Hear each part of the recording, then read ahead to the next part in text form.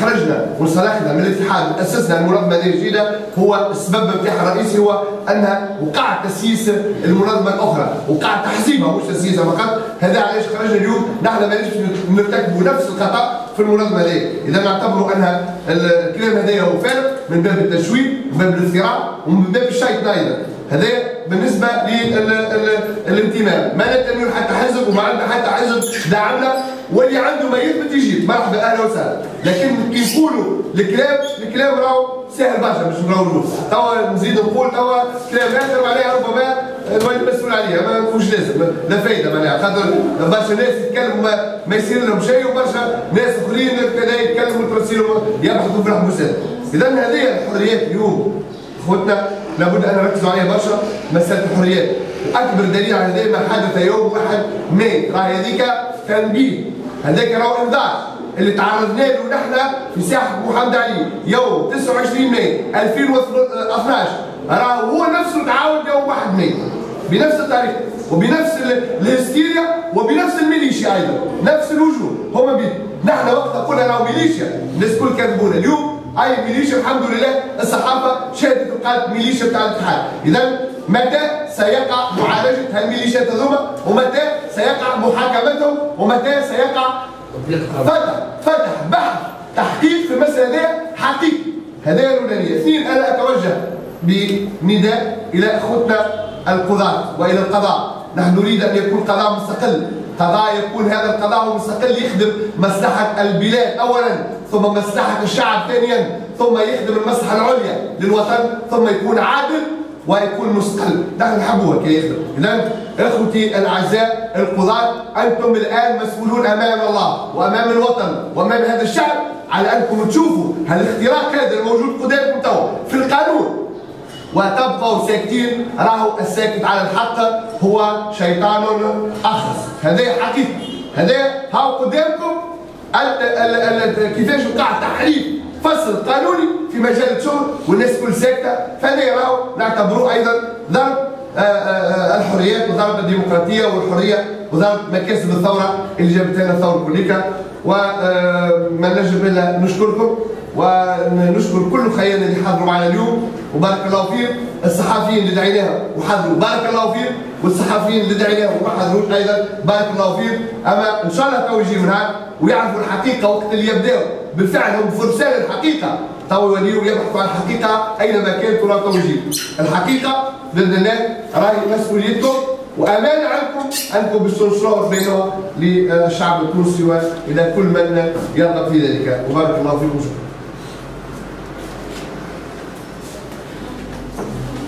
لسه عندي سؤال. تفضل. ايه استنى.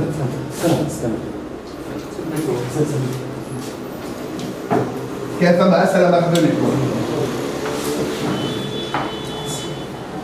هو انت جاوبت عليه؟ لا هو تفضل مساج نسمعك. سمح لي استنى. هو انت جاوبت عليه؟ لا تقدم ساعه بالنسبه للعمل من قناه نسمع. مرحبا. هو انت جاوبت عليه لكن بريسيزامون يعني باش نكونوا واضحين كما تقول انت في الموضوع.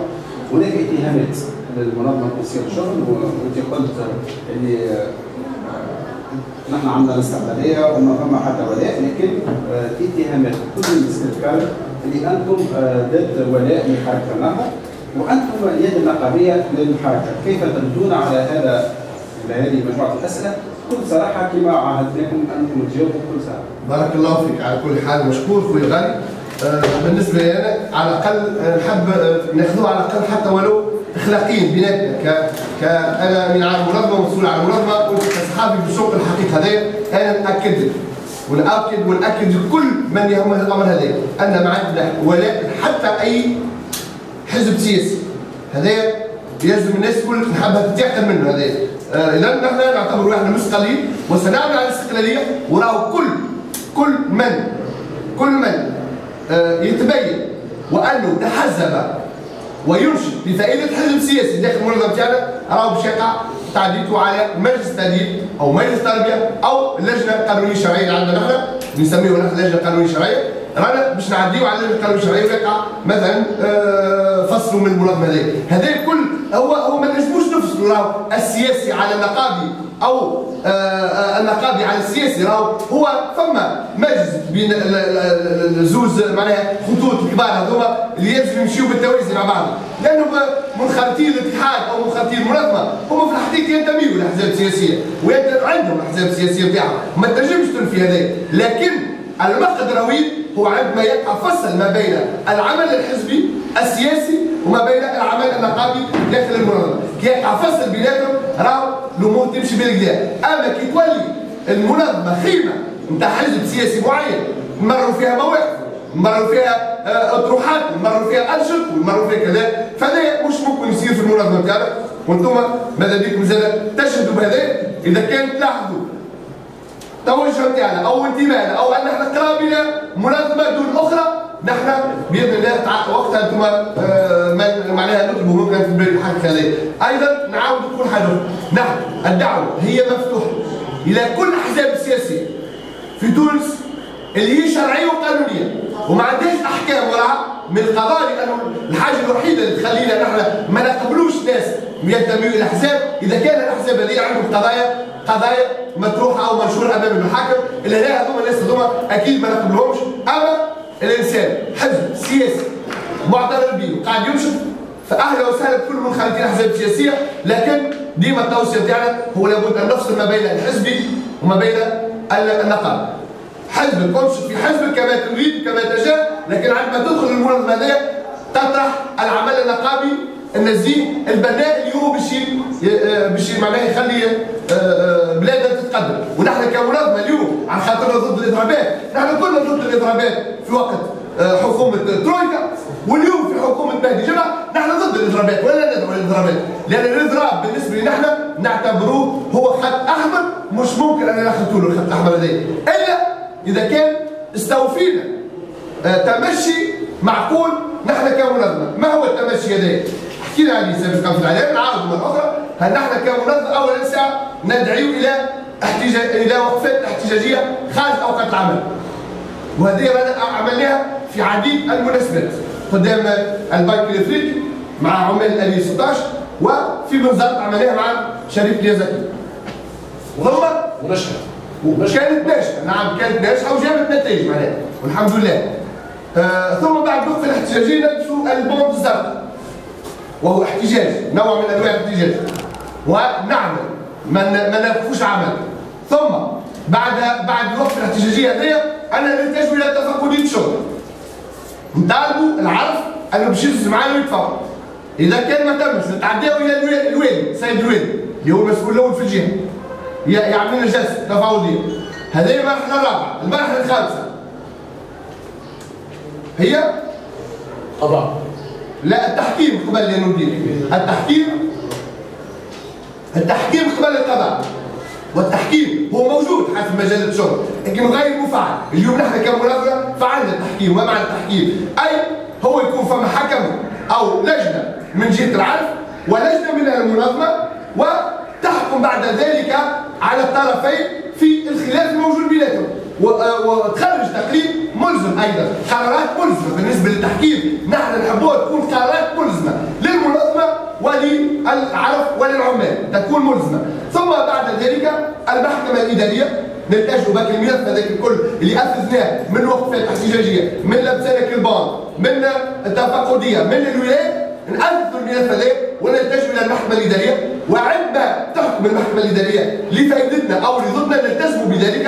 اما اذا كان حكم معنا ضد العرف فنتابع وننفذ تلك الاحكام. اذا كان اصبح غير ممكن تنفيذ الاحكام هذيك وقتها ندخل في مرحله الاضراب. اذا الاضراب اخوتي الاعزاء هذا هو راهو اخر مرحله نعملوه وليس هو اول اليه نديو بها، وهذا اللي صار في الثوره الى يومنا هذا. الاضرابات ولات مفتوحه، ولات بالاسابيع، ولات اضرابات بالاشهر، واضرابات مفتوحه اللي هي مش موجوده في القانون اصلا، في حتى قانون ما موجود لا وطني ولا عالمي. ورغم ذلك لازلنا ندعو للاضرابات. اذا نحن كمنظمه رانا مع حكومه الترويكا نقولوا لا للاضراب. الاضراب خليه اخر مرحله، ابني اعمل ثم قل العمل والعمل والعمل، لا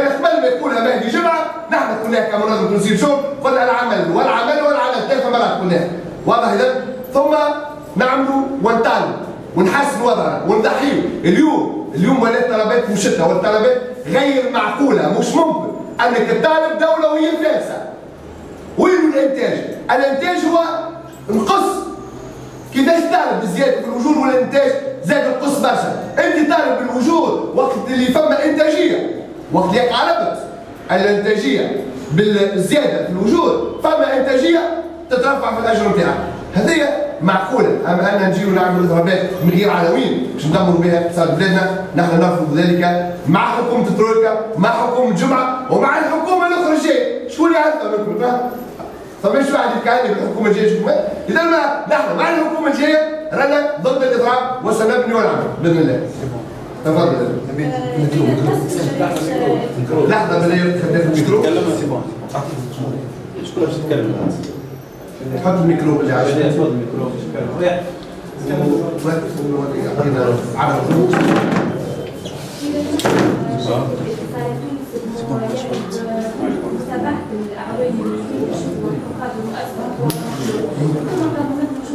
قاعدة تختم. نحن هو ردنا واضح، غدوه عندنا وقفه احتجاجيه قدام الاداره الجهويه نتاع رساله تونس، غدوه باش نعملوا وقفه احتجاجيه باش نطالبوا ان الناس هذوما ما يتعداوش اصلا على مجلس التأديب. هي فضيحه كبيره بيننا وياك، كانوا مجلس التأديب على خاطرهم هما لقاو صوره المخلوع بن علي في مكتب الرئيس نتاعهم يحللوهم على مجلس التأديب. هذه فضيحه كبيره برشا. نحن باش نواصلوا النضال السلمي.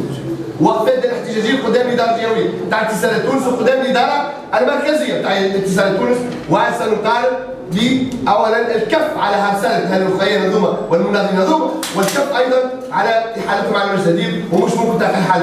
واذا كان وقع احالتهم بيننا القضاء، نحن سنلتجا الى القضاء، لان ما دام ثم دوله قانون ودوله مؤسسات شنو باش نمشيو؟ نحن باش نلتجا الى القضاء ونرفع هذا الامر الى القضاء. القضاء اللي حكم على بن علي مدى الحياه وحكم على الدكتاتور بن علي مدى الحياه، هو بيده سوف ينزه وسوف يعطي الحق للاعوان هذوما والعمال هذوما اللي هما ما عملوش جريمه في الحقيقه، هما كانوا خرج عليهم تصوير المغاربه. فهمت؟ اذا ما شنو الجريمه اللي تتبعوها؟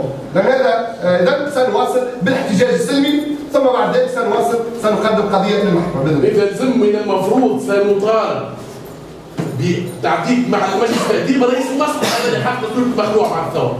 هذا اللي طلبوه مش على مجلس التأديب. مش العوائل يتعدوا على مجلس التأديب، هذا عاقل.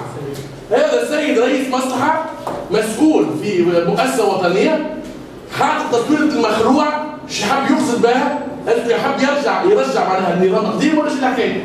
يجس في النبض ولا شو الحكايه؟ هذا اللي المطالب باش يتعدى على مجلس التأديب ان شاء الله. بارك الله فيك. ثم اسئله اخرين.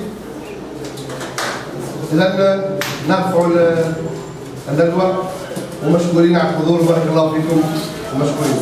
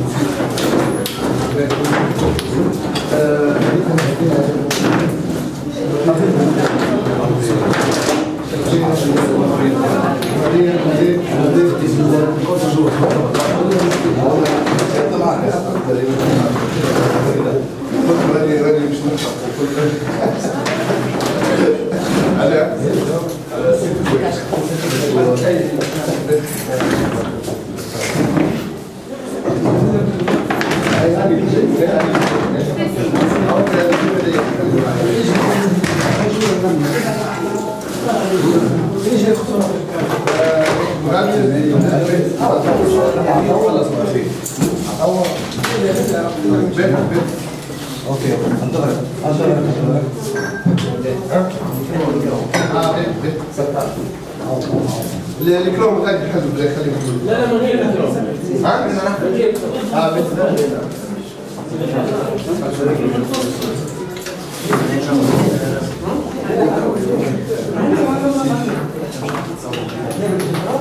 اوكي قطع.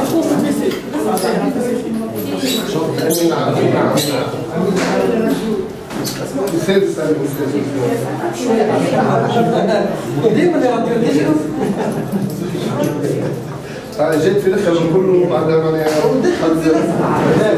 لا نفعوا بها على كل حال مرة ثانية. احنا عندنا اشكاليه صغيره هي اكيد انا في الترتيب هنا في الريش من الكاب كيف بالنسبه للصحفيين ما علاش عندنا العرب 150 هذا ما يدخل تبدا حضر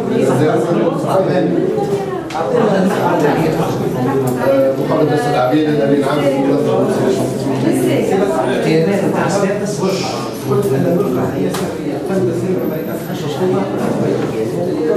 عمليات الشرطه يسعى التعديليه العربيه اكدت فيها في المداخله بتاعتك لكونها تم فرض الاشياء الدين من خلال عمل الاشعاع